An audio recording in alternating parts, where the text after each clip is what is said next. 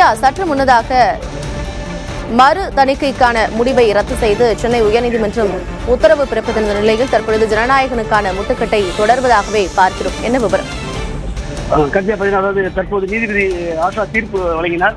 தீர்ப்பு வழங்கிய மறுநிமிடமே censor board தரப்பு வழக்கறிஞர், அதாவது மத்திய அரசுடைய கூடுதல் சொலிசிட்டர் ஜெனரல் ஏஎல் சுந்தரேசன் நேரடியாக அங்கிருந்து தலைமை நீதிமன்றத்துக்கு சென்று தனிநீதிபதி தற்போது பிடி ஆஷா வழங்கிய தீர்ப்பை எதிர்த்து மேல்முறை செய்வதற்கு எங்களுக்கு அனுமதி வழங்க வேண்டும் என்று கோரிக்கை விடுத்தார்.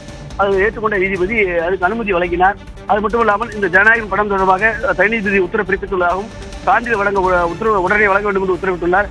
ஆகவே இதற்கு தடை விதிக்க வேண்டும். இது தொடர்பாக மேல்முறையீடு நாங்கள் செய்யவிருக்கிறோம். மேல்முறையீட்டுக்கு அனுமதி வேண்டும் என்று கேட்டார்.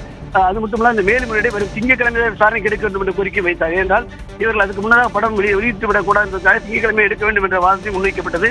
அதற்கு தலைநீதிபதி தான் அனுமதி வழங்குவதாகவும் அதே நேரத்தில் விசாரணை எப்போது என்பதை நான் முடிவு செய்து கூறுகிறேன் என்று தெரிவித்துவிட்டார். அது விசாரணை எப்போது என்று தற்போது தெரியவில்லை. அறிவிப்பதை பொறுத்து இந்த விசாரணை இருக்கலாம் என்று எதிர்பார்க்கப்படுகிறது. காட்டியா.